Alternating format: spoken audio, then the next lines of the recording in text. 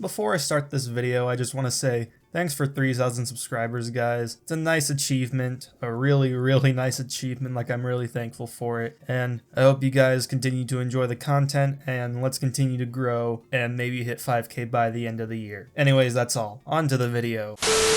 So I just watched PROMARE the other day, and it was dumb. But it was dumb in the fun, kind of endearing way. So before I talk about it, I'm gonna tell y'all a little secret. Studio Trigger is my favorite animation studio. Yeah, I'm one of those guys. And it's weird because I'm not really a mecha fan, like, at all. I've not really watched a lot of mecha shows, and yet a lot of their properties are somewhat mecha related. And their works aren't exactly the best in terms of quality or writing, but the colorful, fast-paced, and exaggerated movement of Trigger properties, specifically from director Hiroyuki, appeals to me so much because you can just tell these shows are proud to be considered animation, whereas a lot of other anime feel kind of ashamed of the label. The batshit insane look of these shows make it so that they literally can't be replicated in any other way or medium. Like, you couldn't even attempt to make these shows in live action. It's literally impossible. So when I saw that Trigger, along with their founder/director,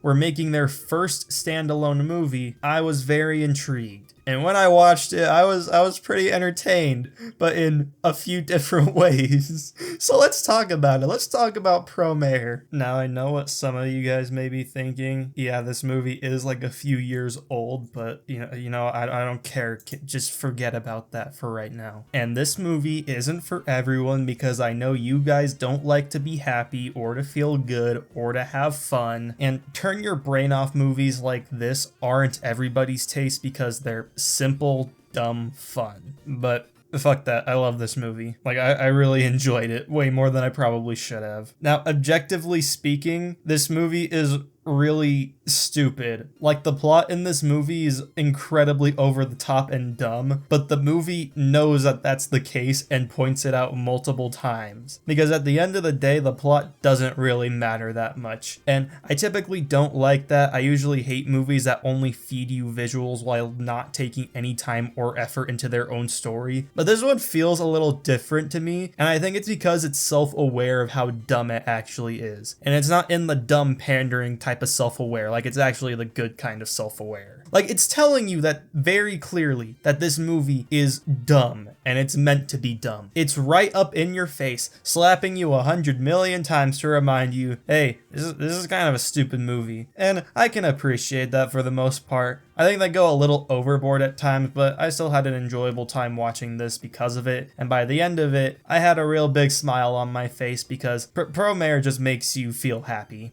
It's such a feel-good movie that fuels you with energy and motivation, and it's so lovable because of that. And even though the plot is dumb and the story really isn't taken all that seriously, it still manages to have some positive lights on it. Like, for example, the main characters are pretty damn fun and memorable. This movie has two main characters, Leo and Gallo, and they're both fun. I like Leo way more because, well, he's cooler and he has more character, and he's voiced by Johnny Young Bosch. Yes, I watched it in dub, suck my dick. But I do think Gallo is still a fun protagonist.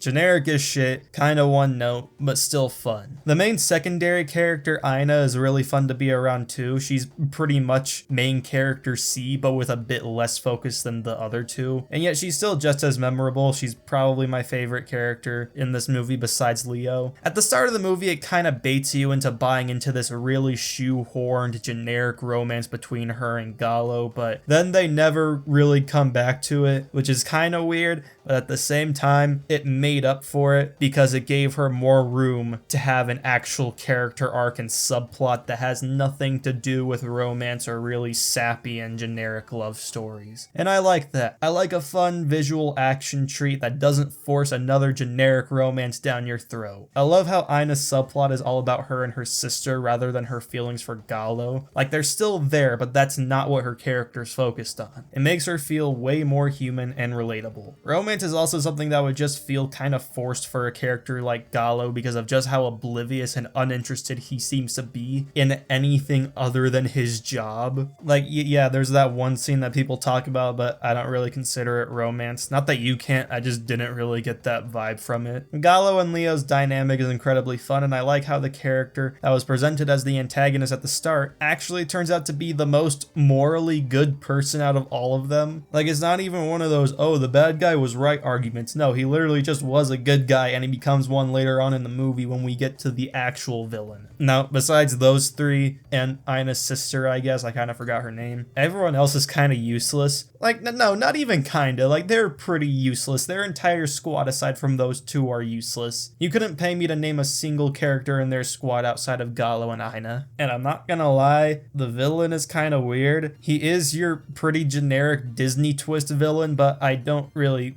care that much, honestly. He's full of plot conveniences and is the typical mustache twirler, but with that, they make him as over the top as possible, so he's kind of fun as well. He unironically has the most plot armor in the movie and has the most ass-pull abilities I've ever seen, which is crazy because this movie is literally trying to pull as many things out of their ass as possible. There is a scene in this movie around the right middle section where this big multiversal alternate dimension plot twist comes into fruition because of some robot head that randomly appeared and was never shown before, and he gives them a giant mech to defeat the main bad guy named the Deus Ex Machina.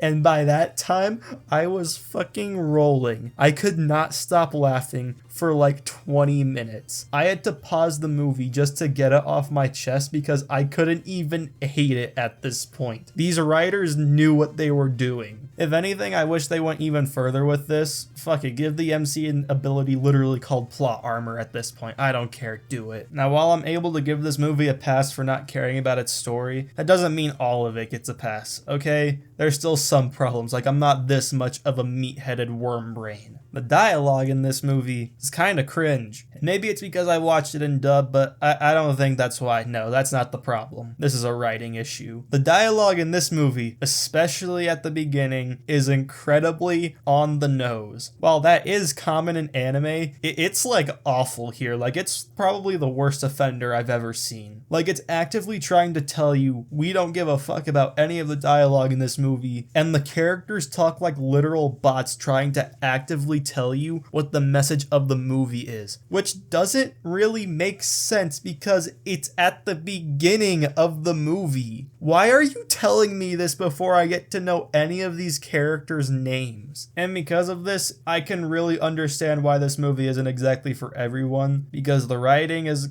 kinda awful. It is intentionally awful, but it's still pretty bad. A lot of stuff is underdeveloped, the world is underexposed, the plot is convenient as all hell, and it's a typical power of friendship hero's journey type of story. It is one of those turn your brain off movies that's really just trying to be fun, and that won't sit well with everyone, especially people my age. NL, a lot of scenes didn't sit well with me despite how much I did enjoy a lot of it. I'm a grown man, I can't keep my brain turned off the entire time, and some of these scenes are just way too stupid.